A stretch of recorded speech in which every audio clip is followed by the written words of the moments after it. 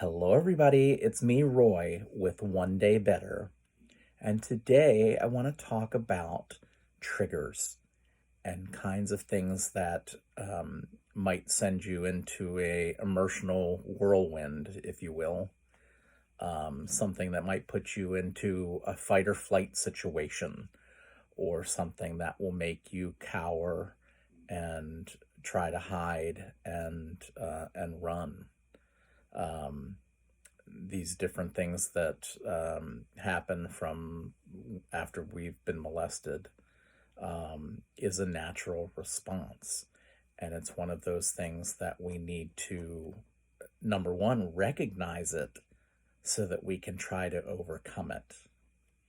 And I shouldn't say try to overcome it, I say overcome it. So I guess I misspoke there. Like in my response and in my situation, when I was, that 7-year-old child, I was a stick. I was running all over the place. I was as thin as could be. I was a beanpole. And after being molested, um, as I'm sure many of you all have as well, I turned to food for comfort. And that would be one of the banes of my existence thus far. And, I would yo yo like nobody's business. And I would get onto the diet kick and I would lose, you know, there was once I lost 100 pounds in about 6 months. And that was right after high school. And I kept it off for quite a while or however else. But it's again, I start to lose the weight and then I kind of get tripped up. Somebody will say, "Hey, you look amazing. You're looking great." And it does the total opposite to my psyche and to my emotions, and it freaks me out. And then I end up going on to like a binge eating purge or something like a binge eating situation or whatever, where I'm just eating like crazy, um, because I'm being noticed and I want people to stop looking at me. So that's one of my things is being noticed. Um, and in your mind or whatever, it's like in a sexual way or something.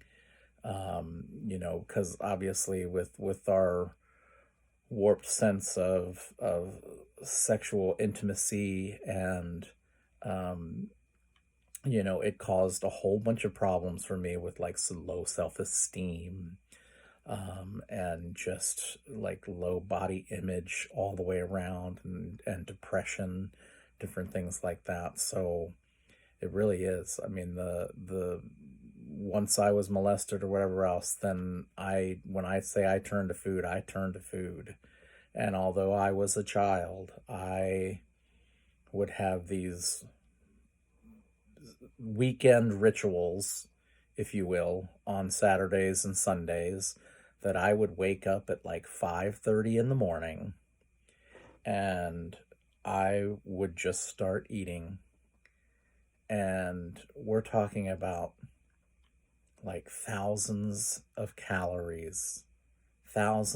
thousands of calories, which is crazy. And then it was lunchtime.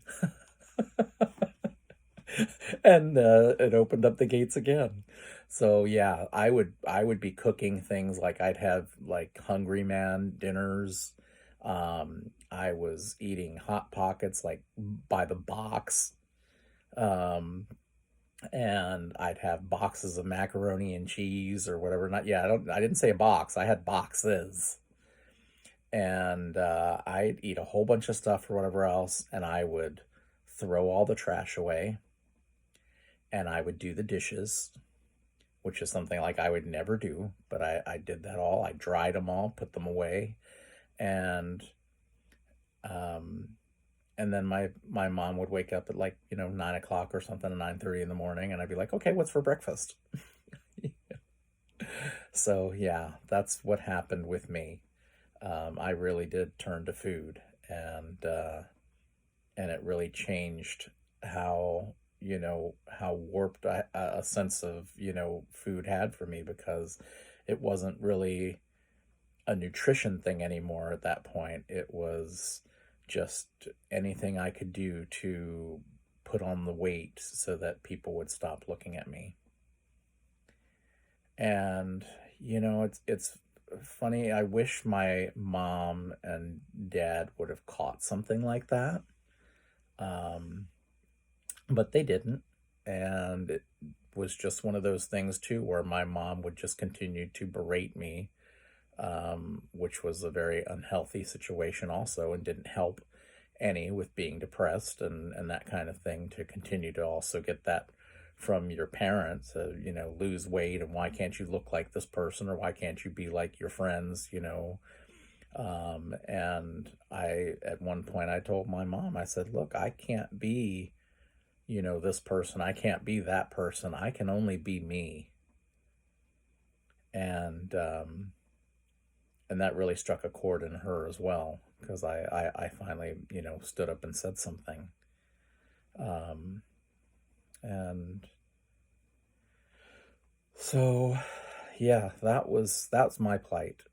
Food has always been my comfort, and so that's always, it's one of those triggers. I'll lose the weight, and somebody will look at me, or somebody will, you get it. Hey, you look amazing. It looks great. And you pass it off and say, oh, thank you. Da, da, da. And you continue to hear it over and over again from different people or whatever else, and it just completely pulls the rug out from under me, and I end up having the whole total opposite response to that.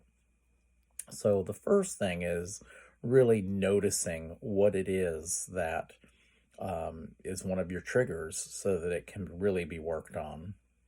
So I have been spending a lot of time, um, looking into myself, through meditations or however else, so that I can really overcome this, like, one main final block that I do have, um, to really get this weight off of me, and do it once and for all.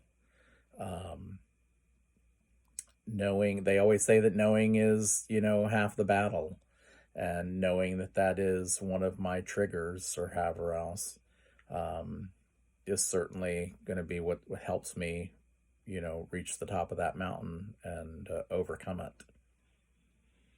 So think about that. Think about what it is, that patterns that may have happened within your life or however else, and things that, that trigger you. What is your trigger? What sets you off? Because knowing that is a big part of that battle. So I hope that helps. Um, and you can always leave comments or however else. I'd love to hear, from any of you all, if you feel so brave enough to share, what kind of triggers you have. For me, it was food. Some people might be alcohol. Some people, unfortunately, it might be drugs. And it's very sad to know that we hurt ourselves so much. I mean, it was bad enough that we were already abused to begin with, and then we turn around and we just continue to hurt ourselves over and over and over again. So at some point, like I've mentioned in one of my other videos, we have to love ourselves enough.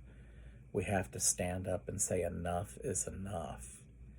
And we just have to love ourselves and fill ourselves with the wonderful light of the universe, and have it enter our souls and enter our psyche, and really ask for the help that we need to overcome this, so that we can continue to get one day better. I love you all so much. If this message has helped, please hit like and subscribe. And if you know somebody that has been molested, or you suspect, invite them to take a look at my channel. Maybe that something will hit a chord and it will help them. So thank you all so much, in light and love. Have a great day.